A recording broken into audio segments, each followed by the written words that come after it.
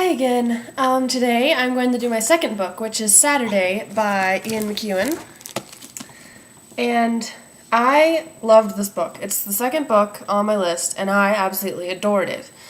Okay, so it's by Ian McEwan, who you may recognize that he wrote Atonement, which was the big movie of last year, I guess, with Keira Knightley, and it kind of follows in the same vein because this book is about the Iraq War and terrorism and the war on terror, but it's just told through the story of one person, which I think makes for a really, really, really interesting book.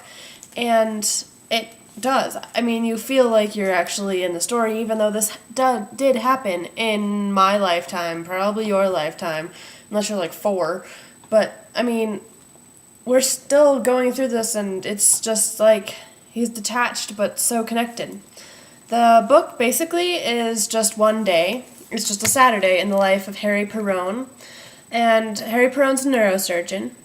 And throughout the day, he first suffers from insomnia, then he goes to play squash, he visits his mother, he goes grocery shopping, and then he has a family dinner.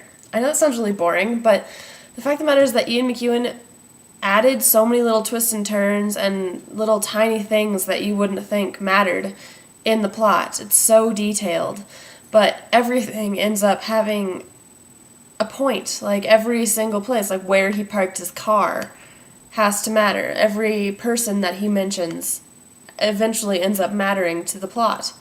I think that's really great. It's awesome. And this book, I didn't want it to end, but at the same time, throughout the book, I was in fear of how it was going to end. So I guess I really didn't want it to end ever. But it, again, another emotional book, and it really gets you. Alright, now my favorite quotes from the book. Okay, chapter 1.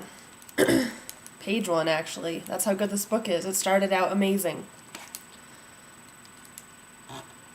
Some hours before dawn, Henry Perrone, a neurosurgeon, wakes to find himself already in motion, pushing back the covers from a sitting position and then rising to his feet. It's not clear to him when exactly he became conscious, nor does it seem relevant. He's never done such a thing before, but he isn't alarmed or even faintly surprised, for the movement is easy and pleasurable in his limbs, and his back and legs feel unusually strong. He stands there, naked by the bed. He always sleeps naked. Feeling his full height, aware of his wife's patient breathing and of the wintry bedroom air on his skin. That, too, is a pleasurable sensation. His bedside clock shows 3:40. He has no idea what he's doing out of bed. He has no need to relieve himself, nor is he disturbed by a dream or some element of the day before, or even by the state of the world. It's as if, standing there in the darkness, he's materialized out of nothing, fully formed, unencumbered. He doesn't feel tired, despite the hour or his recent labors, nor is his conscience troubled by any recent case. In fact, he's alert and empty-headed and inexplicably elated. With no decision made, no motivation at all, he begins to move towards the nearest of the 3-bedroom windows and experiences such ease and lightness in his tread that he suspects at once he is dreaming or sleepwalking. If it is the case, he'll be disappointed. Dreams don't interest him. That this should be real is a richer possibility. And he's entirely himself. He is certain of it, and he knows that sleep is behind him. To know the difference between it and waking, and to know the boundaries, is the essence of sanity. Okay, the next quote is page 32. Perrone, born the year before the Suez Crisis, too young for the Cuban missiles, or the construction of the Berlin Wall, or Kennedy's assassination, remembers being tearful over Aberfan in '66. 116 schoolchildren just like himself, fresh from prayers in a school assembly, the day before half-term, buried under a river of mud. This was when he first suspected that the kindly child-loving God extolled by his headmistress might not exist. As it turned out, most major world events suggested the same. But for Theo's sincerely godless generation, the question hasn't come up. No one in his bright, plate-glass, forward-looking school has ever asked him to pray, or sing an impenetrable cheery hymn. There's no entity for him to doubt. His initiation, in front of the TV, before the dissolving towers, was intense, but he adapted quickly. These days he scans the papers for fresh developments the way he might a listings magazine. As long as there's nothing new, his mind is free. International terror, security cordons, preparations for war, these represent the steady state, the weather. Emerging into adult consciousness, this is the world he finds. Okay, the next quote is on page 49, and it's just one line. Happiness seemed like a betrayal of principle, but happiness was unavoidable. Page 53. There is grandeur in this view of life. He wakes, or he thinks he does, to the sound of her hairdryer and a murmuring voice repeating a phrase, and later, after he's sunk again, he hears the solid clunk of her wardrobe door opening, the vast built-in wardrobe, one of a pair, with automatic lights and intricate interior of lacquered veneer and deep, scented recesses. Later still, as she crosses and recrosses the bedroom in her bare feet, the silky whisper of her petticoat, surely the black one with the raised tulip pattern he bought in Milan. Then the businesslike tap of her boot heels on the bathroom's marble floor, as she goes about her final preparations in front of the mirror, applying perfume, brushing out her hair, and all the while the plastic radio, in the form of the leaping blue dolphin, attached by suckers to the mosaic wall in the shower, plays that same phrase, until he begins to censor religious content as its significance swells.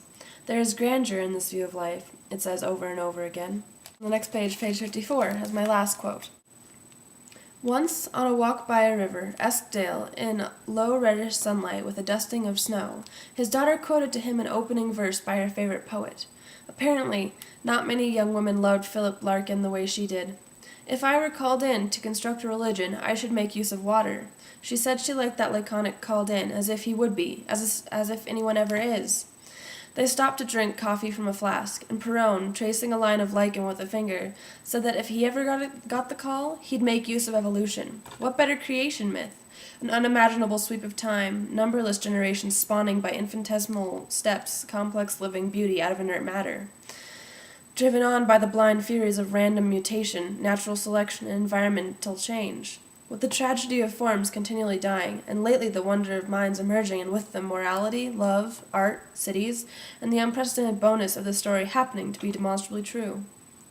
At the end of this not entirely facetious recitation, they were standing on a stone bridge at the junction of two streams. Daisy laughed and put down her cup to applaud. Now that's genuine old-time religion when you say it happens to be demonstrably true. Okay, 2 discussion questions. Can Henry's surgery on Baxter be called revenge? Is his probing of Baxter's brain a violation, or is Henry's magnanimous act a victory of enlightened liberalism over Baxter's primal power politics? The second question. Discuss the irony of the novel's title. Henry intended to spend the day relaxing. Does the modern world allow for any true respite from worry? Or for that matter, does the media? I mean, every single time we turn our heads, there's something else that's telling us, oh my god, the world's gonna end. On the internet, on TV, on the radio, everywhere.